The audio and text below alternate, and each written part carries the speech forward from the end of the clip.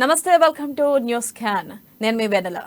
మనం చూసుకున్నట్టయితే గత బుధవారం ఎప్పుడైతే బీజేపీ రాష్ట్ర అధ్యక్షుడు మారారో అప్పటి నుంచి కిషన్ రెడ్డి స్పందించట్లేదు, కిషన్ రెడ్డి అలిగారు అంటూ ఒక ఎలిగేషన్ వచ్చింది.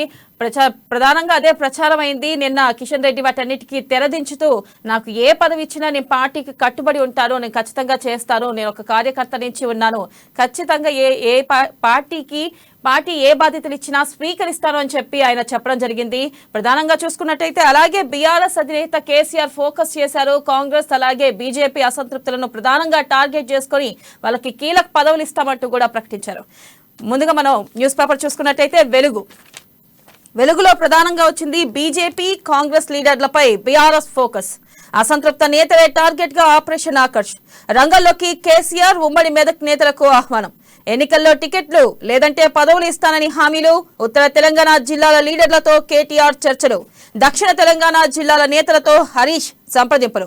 ఇక ప్రధానంగా బీజేపీ కాంగ్రెస్ లీడర్లపై బీఆర్ఎస్ ఫోకస్ పెట్టింది. ఆ రెండు పార్టీలోని అసంతృప్త నేతలే టార్గెట్ గా ఆపరేషన్ ఆకర్ష్ మొదలుపెట్టింది. బీజేపీ రాష్ట్ర అధ్యక్షుడి బాధ్యతల నుంచి బండి సంజయ్ ని తప్పించడం, కొత్తగా కిషన్ రెడ్డిని నియమించడంతో ఆ పార్టీలో నెలకొన్న పరిస్థితులను తమకు అనుకూలంగా మలుచుకునే ప్రయత్నాలు చేస్తుంది.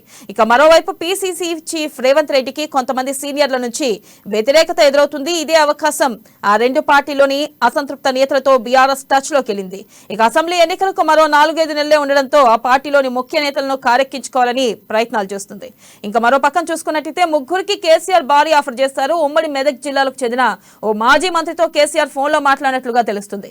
జిల్లాలోని ఒక రిజర్వ్డ్ సీట్ నుంచి సదరు మాజీ మంత్రి లేదా వారి కుటుంబంలో ఒకరికి టికెట్ ఇస్తామని ఆయన హామీ ఇచ్చారు. వీరు చూసుకొని ఒకసారి కలుద్దామని కూడా చెప్పారు. ఇదే జిల్లాలో రెడ్డి కులానికి చెందిన మరో లీడర్ తోనూ కేసీఆర్ మాట్లాడారు.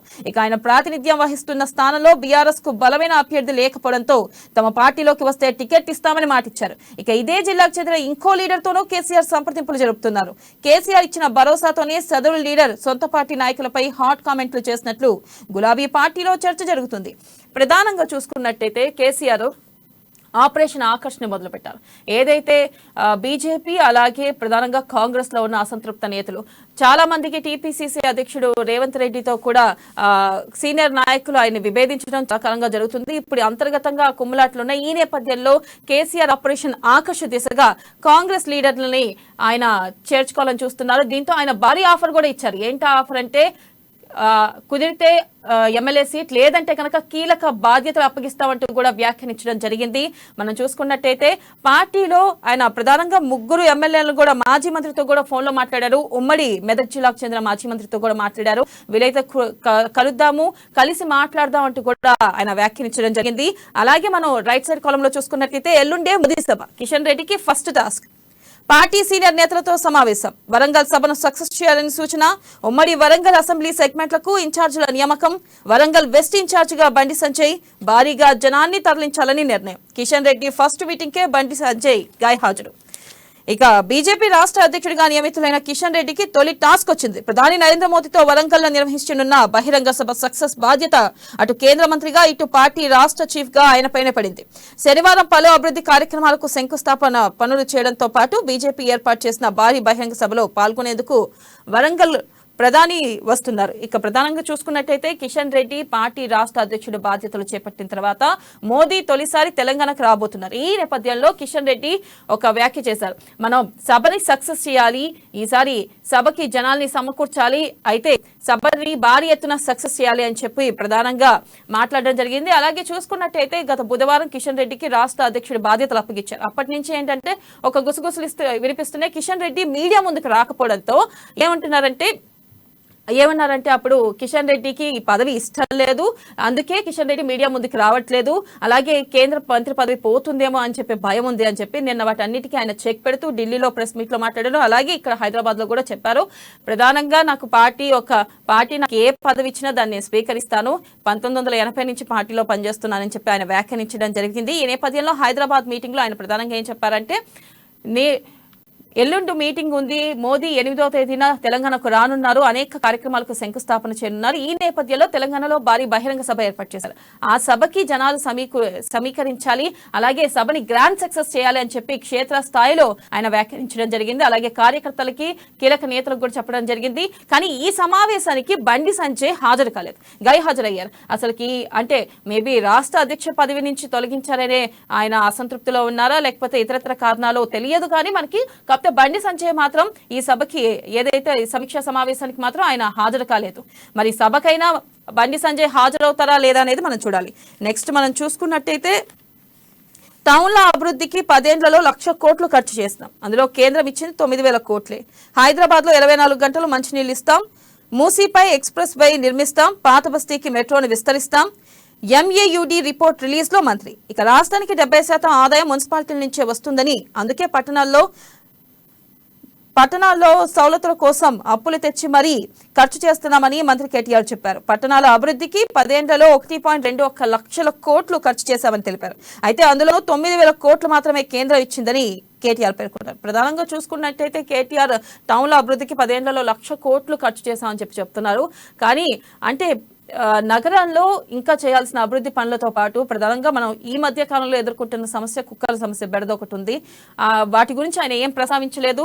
పైగా నిన్న చూసుకున్నట్టయితే ఆయన వీడియోగ్రాఫర్ ని తప్ప అలాగే మీడియా పర్సన్స్ ని అలౌ చేయలేదు. ఎందుకు అనేది కూడా మనకి రీజన్స్ తెలియదు. దీన్ని అంటే ప్రధానంగా ఆయన పబ్లిసిటీ కోసమే ఇంపార్టెన్స్ ఇస్తున్నట్టుంది. కానీ మిగతా మీడియా జనాల్ని అలౌ చేయకపోవడం కూడా మనం ఒక రకంగా ఆలోచించాల్సిన విషయమే. మనం నెక్స్ట్ పేపర్ చూసుకున్నట్టయితే సాక్షిలో కూడా ప్రధానంగా ఉన్నది సవాళ్లు ఎక్కువ. బీజేపీ రాష్ట్ర కొత్త అధ్యక్షుడు కిషన్ రెడ్డి ముందున్న సవాలెన్నో. నేతల మధ్య సమన్వయం సాధించడమే కీలకం. తలకు మించిన భారంగా రాష్ట్ర కార్యవర్గ కూర్పు, జిల్లా అధ్యక్షుల నియామకం. రాష్ట్ర ప్రభుత్వ వైఫల్యాలను ఎండగట్టడం, బీఆర్ఎస్ విమర్శలను ధీటుగా తిప్పికొట్టడం. అధ్యక్ష మార్పు, ఈటలకు కీలక పదవిపై అసంతృప్తితో ఉన్నవారు పార్టీని వీడకుండా చూడాల్సిన బాధ్యత. తనకు ఇష్టం లేని పదవి కట్టబెట్టడంపై కిషన్ రెడ్డి అసంతృప్తి వ్యక్తం చేశారు. ఇక కీలక సమయంలో తనను తప్పించడంపై మనోవేదనలో బండి సంజయ్. పార్టీలో సమన్వయ లోపం, పదవులు దక్కని అసంతృప్తులు, పాత కొత్త నేతల మధ్య భేదాభిప్రాయాలను సరిదిద్దడం ఓవైపు, అధికార బీఆర్ఎస్ ను సీఎం కేసీఆర్ కు వ్యూహాలను ఎదుర్కొంటూ విమర్శలను తిప్పికొడుతూ పార్టీని ముందుకు దూసుకొచ్చాల్సిన బాధ్యత ఇంకోవైపు. ఇంకా ముంచుకొస్తున్న అసెంబ్లీ ఎన్నికలు మరోవైపు. రాష్ట్ర బీజేపీ కొత్త అధ్యక్షుడు జి కిషన్ రెడ్డి ముప్పేట మురిసిన సవాళ్లు ఇవి. ఇక వీటన్నిటిని చక్కదిద్దే రాష్ట్రాల్లో బీజేపీని విజయ తీరాలకు నడిపించేందుకు ఆయన ముందున్న సవాలుగా దీంట్లో రాశారు. ప్రధానంగా మనం చూసుకున్నట్టయితే ఓ పక్కన బీజేపీలో గత కొంతకాలంగా అంతర్గత కుమ్ములాట్లు జరుగుతున్నాయి. ఆ కుమ్ములాట్ల నేపథ్యంలోనే బండి సంజయ్కి అధ్యక్ష పదవి నుంచి దూరం చేశారు అంటూ కూడా చెప్పడం జరిగింది. ప్రధానంగా చూస్తే ఏదైతే అంతర్గతంగా విభేదాలు వచ్చినాయి, నేతలకి మధ్య గ్యాప్ వచ్చింది, బండి సంజయ్ ఎవరి మాట వినట్లేదనే నేపథ్యంలోనే పార్టీ అధ్యక్షుడు మారారు అంటూ కూడా ఒక ప్రచారం జరిగింది. ఈ నేపథ్యంలో చూస్తే ఇప్పుడు కిషన్ రెడ్డి ముందు అనేక టాస్కులు ఉన్నాయి. ఒక పక్క పార్టీని సమన్వయం చేయాలి, ఇంకో పక్క కేసీఆర్ అనే మాటలని ఎక్కుపెట్టి అంటే తిప్పికొట్టాలి. ఏదైతే కేసీఆర్ విమర్శిస్తారో ఆ మాటలను కూడా తిప్పికొట్టాలి. ఈ నేపథ్యంలో మళ్ళీ పార్టీని ఇదివరకులాగా పూర్వవైపును తీసుకురావాలి. వీటన్నిటి మధ్య కిషన్ రెడ్డికి భారీగా ఒక టాస్క్లు ఉండడం జరిగింది. ఆయన వీటన్నిటిని ఎలా చేస్తారు, సవాళ్లు ఎక్కువగా ఉన్నాయని చెప్పి ప్రధానంగా వార్త ప్రచురితమైంది. మనం చూసుకున్నట్టయితే ఈ నేపథ్యంలో బండి సంజయ్ కూడా అసంతృప్తి వ్యక్తం చేస్తున్నట్టుగా కూడా తెలుస్తుంది. ఇక మరో న్యూస్ చూస్తున్నట్టయితే సుప్రీంకోర్టు న్యాయమూర్తులుగా justice Bhuyan, justice S V Bhatti. Telangana high court ప్రధాన న్యాయమూర్తి జస్టిస్ ఉజ్జల్ భూయన్ ఆంధ్రప్రదేశ్ హైకోర్టులో న్యాయమూర్తిగా పనిచేసి ప్రస్తుతం కేరళ హైకోర్టు ప్రధాన న్యాయమూర్తిగా సేవలందిస్తున్నారు. ఇక భట్టీలను సుప్రీంకోర్టు న్యాయమూర్తిగా నియమించాలంటూ సుప్రీంకోర్టు ప్రధాన న్యాయమూర్తి జస్టిస్ డివై చంద్రచూడ్ నేతృత్వంలోని కొలిజియం కేంద్ర ప్రభుత్వానికి సిఫార్సు చేసింది. ఇంకా మరో పక్కన చూసుకున్నట్టయితే ప్రధానంగా న్యాయమూర్తులు మారనున్నారు. ఈ నేపథ్యంలో తెలుగు న్యాయమూర్తి ఒకళ్ళు రాబోతున్నారు సుప్రీంకోర్టులో.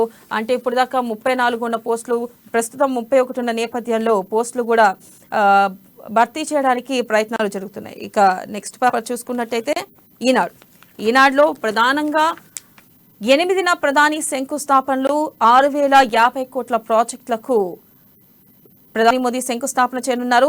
ప్రధానమంత్రి నరేంద్ర మోదీ ఈ నెల 7, 8 తేదీల్లో తెలంగాణ, ఛత్తీస్గఢ్, ఉత్తరప్రదేశ్, రాజస్థాన్లలో 50,000 కోట్ల ప్రాజెక్టులకు శంకుస్థాపన చేయనున్నారు.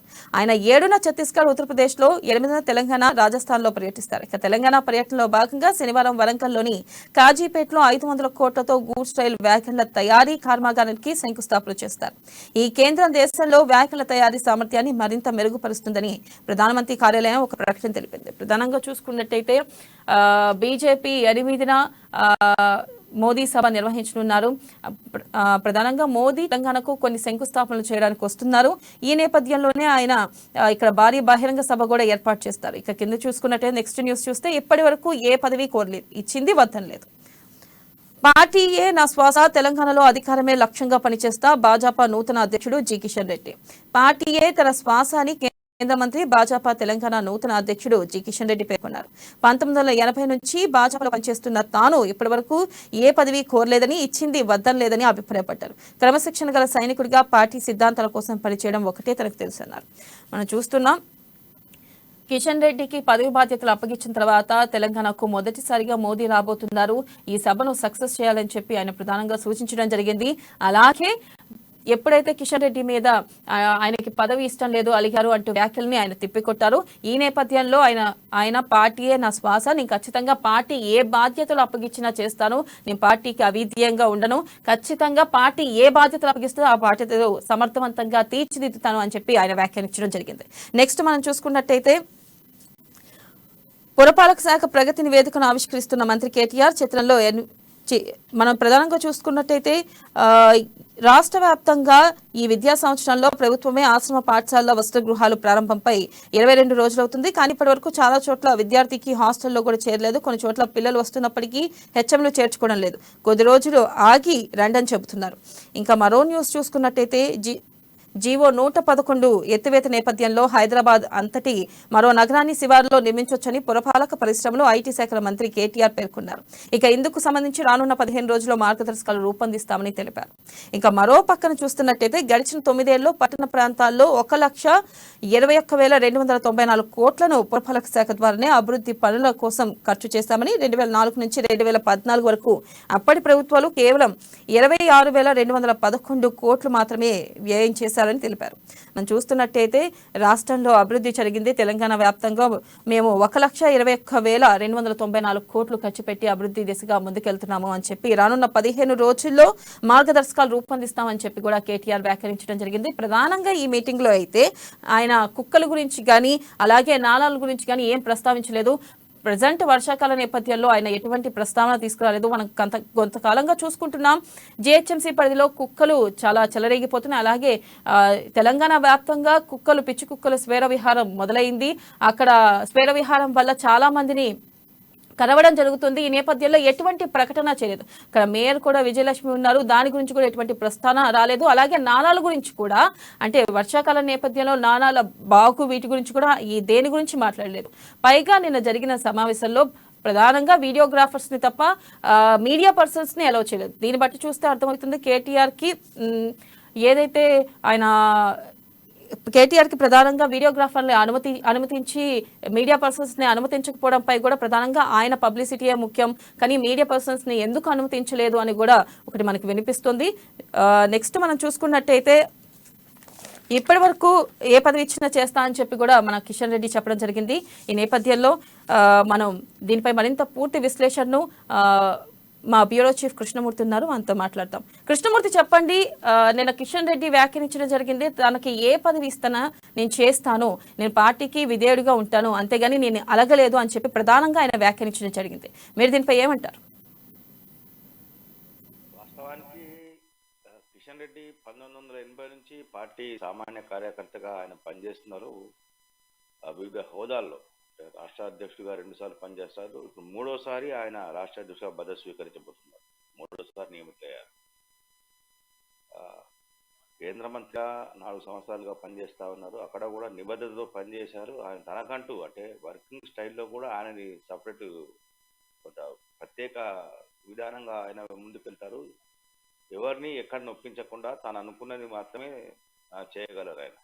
ఎవరిని ఎక్కడ ఏ రకంగా ఇది చేయాలి. కానీ ఆయన ఏదనుకుందో ఆ లక్ష్యాన్ని సాధించగలరు. అదేవిధంగా అందుకనే ఆయనకి ఎన్నికల సమయంలో కొంత కీలక బాధ్యతలు అప్పగించారనే చర్చ కూడా ఇప్పుడు మొదలవుతుంది.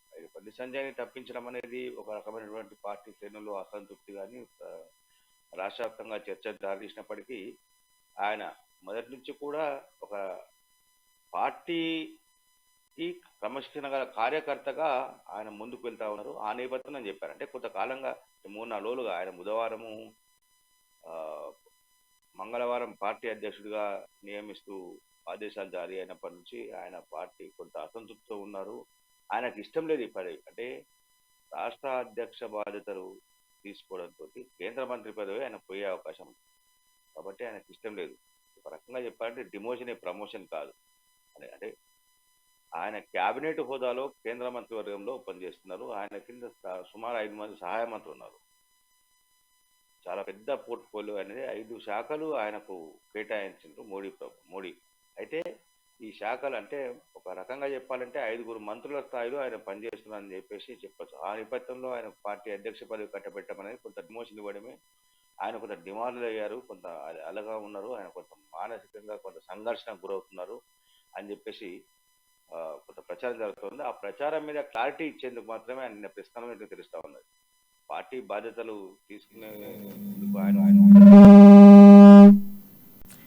మరో పక్కన చూసుకున్నట్టయితే ఈ నెల 8న ప్రధాని మోదీ తెలంగాణకు రానున్నారు. కొన్ని శంకుస్థాపనలు చేయనున్నారు. ఈ నేపథ్యంలో కిషన్ రెడ్డి అందరినీ సమన్వయం చేసి మన సభని సక్సెస్ చేయాలి అని కూడా అన్నారు. నిన్న ప్రధానంగా సమీక్ష సమావేశంలో ఆయన మాట్లాడడం జరిగింది. దీనిపై మీరేమంటారు? అంటే ఆయన తప్పక చేస్తున్నారా, లేదు ఇక మీదట ఇచ్చిన పదవిని బాధ్యతగా చేయాలి అని అనుకుంటున్నారా? తప్పక అనేది ఏం లేదు. ఖచ్చితంగా ఆయన ఏదైతే పార్టీ ఆయనకు అప్పచెప్పిందో ఆ టాస్క్ పూర్తి చేయాల్సిందే. ఇది బీజేపీలో ఉన్నటువంటిది. ఇప్పటికిప్పుడు ఎవరో అన్నారని చెప్పేసి రోజుల్లో గంటల్లో మార్చేందుకు బీజేపీలో ఇటుపక్షలో వీలు కాదు. ఇప్పుడు ఎవరేం చెప్పినా ఎవరెంతన్నా ఏనేనైనా ఆయన కిషన్ రెడ్డిని అధ్యక్ష పదవి నుంచి తొలగించేందుకు అధిష్టానం ఇప్పటికిప్పుడైతే ముందుకు వస్తుందని అనుకోవట్లేదు. కారణం ఏంటంటే బీజేపీలో ఏదైనా ఒక సిస్టమేటిక్గా ఉంటుంది. బండి సంజయ్ని తీసేటప్పుడు అంటే ఓకే, బండి సంజయ్ని తీయడానికి కారణాలు ఏంటి, ఎందుకు తీశారనేది పక్కకు పెట్టి బండి సంజయ్ని తీసేటప్పుడు కూడా 1-10 సార్లు పార్టీ ఆలోచించిందని చెప్పొచ్చు. అంటే గడిచిన 3 మాసాలుగా రాష్ట్ర బీజేపీలో కొంత అల్లకల్లోలం జరిగినప్పటికీ అధిష్టానం నిమ్మకు నీరెత్తింది మనమే అనుకున్నాం. ఏం చేయట్లేదు, ఎవరిని పట్టించుకోవట్లేదు, ఏం చేయట్లేదు, ఏం చేయబోతున్నారు వీళ్ళని. ఆడాప్ సడన్ గా కిషన్ రెడ్డిని నియమించిండు. ఆయన ఖచ్చితంగా ఆ టాస్క్ను పూర్తి చేయాల్సిందే. నిన్న సాయంత్రం కూడా హైదరాబాద్కు వచ్చినటువంటి కిషన్ రెడ్డి ప్రైవేట్ హోటల్లో పార్టీ పదాధికారులతో, కార్యవర్గంతో కాకుండా పదాధికారులతో, అంటే అధికార ప్రతినిధులు, జనరల్ సెక్రటరీలు, వైస్ ప్రెసిడెంట్లు, సెక్రటరీస్, కొంత వీళ్ళు అంటే మాజీ ఎమ్మెల్యేలు, ఎమ్మెల్సీలు, మాజీ ఎంపీలు, ఎమ్మెల్యేలు వీళ్ళకి సంబంధించినటువంటి వాళ్ళందరితో కొంత మీటింగ్ పెట్టి మోడీ సభను, వరంగల్లో జరిగేటువంటి సభను ఏ రకంగా సక్సెస్ చేయాలనే విషయంలో కొంత దిశను ఆయన నిర్దేశించారని చెప్పొచ్చు. నియోజకవర్గాలకు పార్టీ నేతలు ఇన్ఛార్జిగా వేసి జన సమీకరణ విషయంలో ప్రధానంగా వరంగల్, కరీంనగర్, ఇటు నల్గొండ ఈ జిల్లాల నుంచి జనాలను ఎక్కువ తరలించాలి. అందుకు సంబంధించిన అంటే ఆ నియోజకవర్గాల్లో ఉన్నటువంటి పార్టీ శ్రేణులను, కార్యకర్తలను, అభిమానులను బహిరంగ సభ తరలించేందుకు చర్యలు తీసుకునే విధంగా తీసుకొని చెప్పారు. అంటే ఈ ఉదయం నుంచే ఆ టాస్క్ను వాళ్ళు చేయాలి. ఎక్కడ ఏ నియోజకవర్గానికి ఎవరిని కేటాయించారో వాళ్ళు ఆ నియోజకవర్గంలోనే ఉండాలి బహిరంగ మోడీ సభ పూర్తయ్యేంత వరకు అని చెప్పేసి నిన్న కిషన్ రెడ్డి ఆదేశించడం జరిగింది. ఆ మేరకు పార్టీలో కొంత నిర్ణయం తీసుకున్నా ఉన్నారు. మిగతా అంశాలు అంటే కేవలం మోడీ బహిరంగ సభను విజయవంతం చేయడం ఎలా అనే అంశం మీదే నిన్న చర్చించారు. మిగతా అంశాలన్నిటి కూడా తర్వాత మాట్లాడడం క్రమక్రమంగా. అంటే పార్టీ ఛార్జ్ ఆయన ఇంకా వాస్తవానికి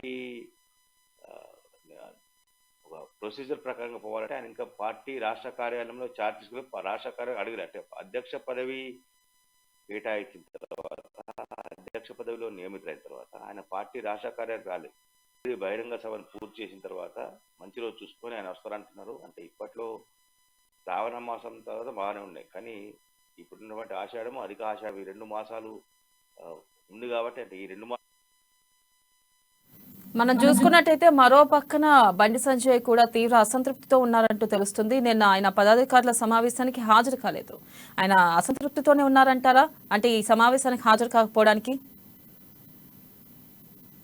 కొంత ఆయన షాక్ లో ఉన్నారని చెప్పి, అసంతృప్తి కాదు, ఆయన కొంత షాక్ లో ఉన్నట్టు తెలుస్తుంది. ఆయన అనుకోని పరిణామం అన్నట్టుగా తన సన్నిహితులతో అన్నట్టుగా తెలుస్తా ఉన్నది. అయితే నిన్న ఢిల్లీలో ఉన్నటువంటి బండి సంజయ్ ని కిషన్ రెడ్డి సమావేశం రావాలని అన్నారు. నాతో వెళ్దాం రమ్మని కూడా పిలిచినట్టుగా మనకున్న సమాచారం. కిషన్ రెడ్డి హైదరాబాద్కి వెళ్దాం రానని చెప్పి పిలిచినట్టుగా సమాచారం. అయితే కొంత ప్రీ ఆక్యుపైడ్ ఆయనకు, అంటే రైల్వే మంత్రిని కలిశారు కరీంనగర్లో రైల్వే ప్రాజెక్ట్ సంబంధించి, కరీంనగర్ కాన్స్టిట్యూన్సీ సంబంధించినటువంటి రైల్వే ప్రాజెక్టుల విషయంలో అశ్విని వైష్ణవ్ రైల్వే మంత్రిని కలిసేందుకు కొన్ని అపాయింట్మెంట్లు ఏదో తీసుకున్నట్టుగా ఉన్నారు. ఆ అపాయింట్మెంట్ల కారణంగా ఆయన రాలేదని చెప్పేసి మనకున్న సమాచారం. మొత్తంగా కొంత బండి సంజయ్ అయితే షాక్ లో ఉన్నారు. అసంతృప్తి ఏం లేదు. ఆయన సన్నిహితులతో చెప్తా ఉన్నారు ఏమంటే, నేను మోడీ సభలు సక్సెస్ చేస్తాను, కరీంనగర్లోనే బస చేస్తాను, కరీంనగర్లోనే ఉంటా, కరీంనగర్ నుంచి భారీ ఎత్తున జన సమీకరణ తీసుకొస్తా, మోడీ సభలు సక్సెస్ చేస్తా అని చెప్పేసి నిన్న ఢిల్లీలో తనను కలిసినటువంటి పార్టీ సహచరులకు చెప్పారు. మీడియాతో కొంతమంది మీడియా ప్రతినిధులు ఫోన్ చేసినప్పుడు కూడా ఆయన ఇదే విషయం చెప్పారు. నేను పార్టీ కోసం చేస్తా, పార్టీకి క్రమశిక్షణ ఉంటా. మనం ఇంకొక విషయం గమనించాలి. పార్టీ అంటే బండి సంజయ్ తన ట్విట్టర్లో నిన్నటి వరకు Bandi Sanjay BJP state, Telangana BJP state president అని పెట్టుకున్నారు.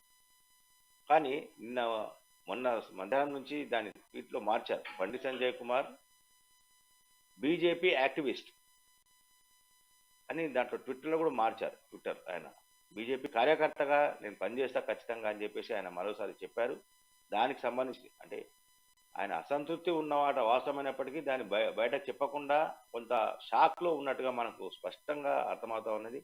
1 రోజులు పడుతుందంటే ఇంతకాలం అనుకోకుండా ఇంత పార్టీని, ఎక్కడో ఉన్న పార్టీని ఎక్కడి వరకు తీసుకున్నటువంటి వ్యక్తిని ఆల్ ఆఫ్ సడన్ గా మార్చడం, కొంత కౌన్సిలింగ్ చేసి మార్చుంటే బాగుండేది. కౌన్సిలింగ్ చేయకుండా హడావిడిగా ఆయన మార్చమనేది కొంత ఆయన జీర్ణించుకోలేకపోతున్నారు. కొంత ఆయనకు చూసుకున్నట్టయితే కేసీఆర్ ఆపరేషన్ ఆకర్ష్ దిశగా ముందుకెళ్తున్నారు. అలాగే బీజేపీ ప్రధానంగా కాంగ్రెస్ లని టార్గెట్ చేస్తున్నారు. ఎవరైతే అసంతృప్త నేతలు ఉంటారో వాళ్ళని ప్రధానంగా టార్గెట్ చేస్తున్నారు. ఈ నేపథ్యంలో నిన్న ఓ మాజీ మంత్రితో కూడా మాట్లాడినట్టుగా తెలుస్తుంది. అంటే ఎవరైతే అసంతృప్తులు ఉన్నారో ప్రధానంగా వాళ్ళనే టార్గెట్ చేస్తూ ముందుకెళ్తున్నారు. ఇది ఎంతవరకు సక్సెస్ అవ్వచ్చు?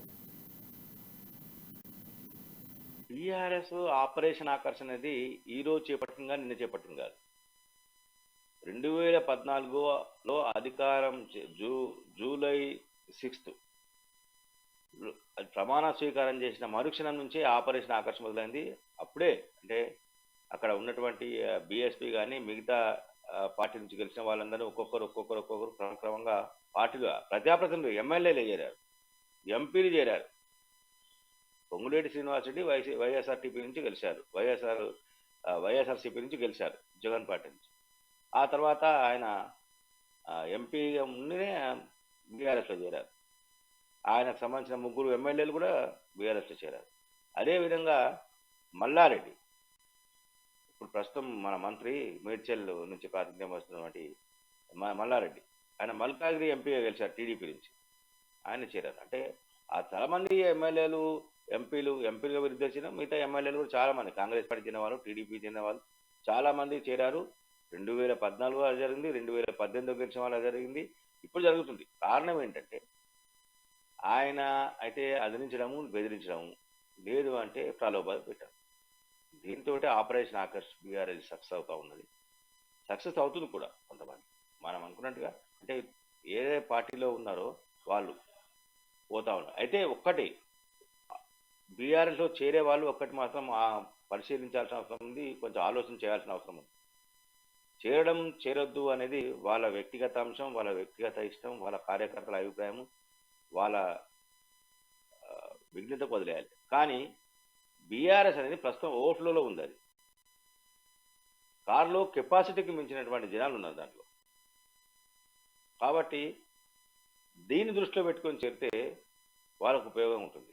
ఇదంతా కూడా ఎంతమందికి ఇస్తామని మనం గమనించవచ్చు. ఎంతో మందికి వాళ్ళు ఎమ్మెల్సీలు ఇస్తాము, కార్పొరేషన్ చైర్మన్లు ఇస్తాము, ఈ పదవి ఇస్తాము, ఆ పదవి ఇస్తాము, కీలక పదవులు అప్పచెప్తామని చెప్పి పార్టీలో చేసుకొని ఆ తర్వాత వదిలేసిన ఘటనలు చాలా ఉన్నాయి.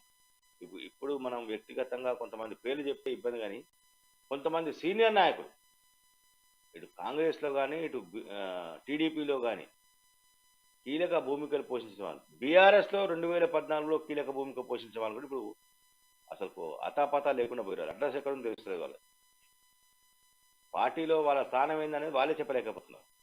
ఏ స్థాయిలో ఉండాలి, ఏ స్థాయిలో ఉన్నామనేది వాళ్ళే కొంత మొదలుపడే పరిస్థితి. కాబట్టి బీఆర్ఎస్ ఆపరేషన్ ఆకర్ష్ అనేది సక్సెస్ అవుతుండొచ్చు ఎన్నికల సమయంలో. మొన్న మునుగోడు సమయంలో కూడా ఒకరిద్దరు బీఆర్ఎస్ను వీడి బీజేపీలో చేయడంతో బీజేపీలో ఉన్న వాళ్ళ ఇద్దరు ముగ్గురిని కూడా వాళ్ళు బీఆర్ఎస్ వాళ్ళు లాక్కున్నారు. అంటే అట్లాంటి పరిస్థితుల్లో ఆపరేషన్ ఆకర్షణ ఇటు ఈ పార్టీలకు సాధ్యమవుతుంది, ఆ పార్టీ అది చేరే ముందు ఆ పార్టీలో ఉన్నటువంటి స్కోప్ ఏంటిది, ఎంత గ్యాప్ ఉన్నది, ఎంత వ్యాక్యూమ్ ఉన్నది, అది ఆలోచన చేసి చేరితే వాళ్ళకు ఉన్న దానికైనా ప్రాధాన్యం దక్కే అవకాశాలు ఉన్నాయి. ఆ ప్రాధాన్యం దక్కడం ద్వారా వారికి కొంత గుర్తింపు, ఆ పార్టీలో కన్నా ఈ పార్టీకి చేయడం ద్వారా కొంత గుర్తింపు వస్తుంది అనుకుని అనే అభిప్రాయం కూడా కార్యకర్తల్లో కానీ ప్రజల్లో.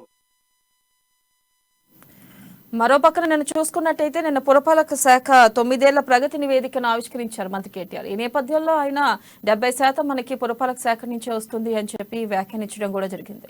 కానీ ప్రధానంగా ఆయన కొన్ని విషయాలను ప్రస్తావించలేదు. అక్కడ మేయర్ విజయలక్ష్మి కూడా ఉన్నారు మనం చూసుకున్నట్టయితే. కానీ కుక్కల గురించి కానీ గత కొంతకాలంగా కుక్కల బెడత చాలా ఎక్కువైంది.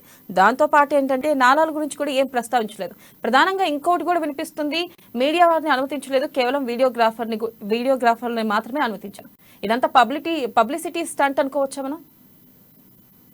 ఖచ్చితంగా దేశానికి ఆదర్శవంతమైన పాలన అందిస్తున్నాం, దేశానికి ఆదర్శమైన పథకాలు అందిస్తున్నామని డప్పు కొట్టుకొని బజాయించుకొని చెప్పేటువంటి బీఆర్ఎస్ నేతలు, మంత్రి కేటీఆర్ కానీ, హరీష్ రావు కానీ, మిగతా వాళ్ళు ఎవరైనా సరే మీడియాను క్రమక్రమంగా దూరం చేస్తూ ఉన్నారు.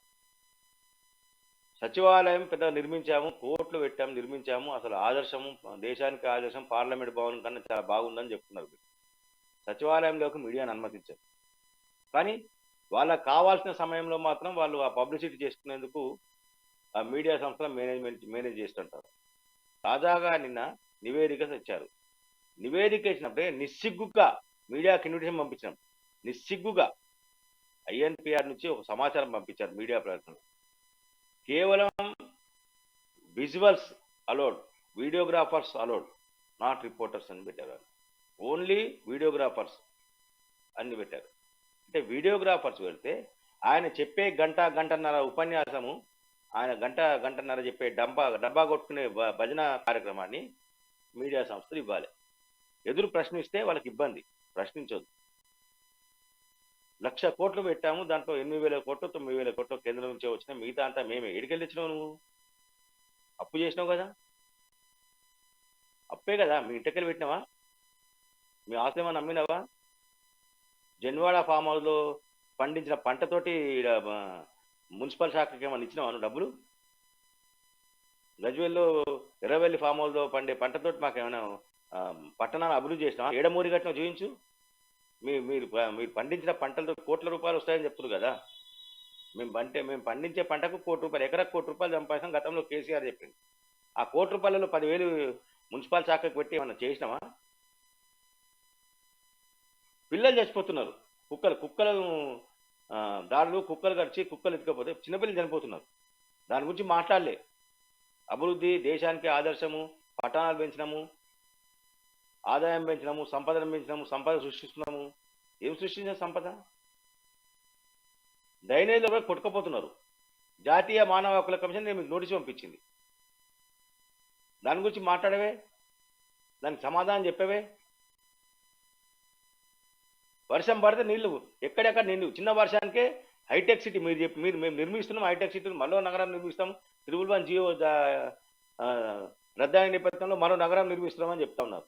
హైటెక్ సిటీ వెళ్ళండి ఒకసారి. చినుకు పడితే గంటల కొద్ది ట్రాఫిక్ జామ్ అవుతుంది, ఎక్కడెక్కడ రోడ్లు నిలిచిపోతున్నాయి. దాని గురించి మాట్లాడినామా? ఏం చేస్తున్నారు మీరు? గొప్పలు చెప్పుకోవడం తప్ప ఏమనుందా? అంటే మీడియాను అనుమతించడంతే, ఒకవేళ మీడియా ప్రతినిధులను అనుమతిస్తే ఇవన్నీ ప్రశ్నించే అవకాశం ఉంది, ఇవన్నీ వెలుగులోకి వచ్చే అవకాశం ఉంది. వెలుగులోకి వస్తే వాళ్ళ ప్రతిష్ట దెబ్బతింటుంది. పరిపాలించినప్పుడు తప్పులు అనేది ఒప్పులు అనేది సహజం.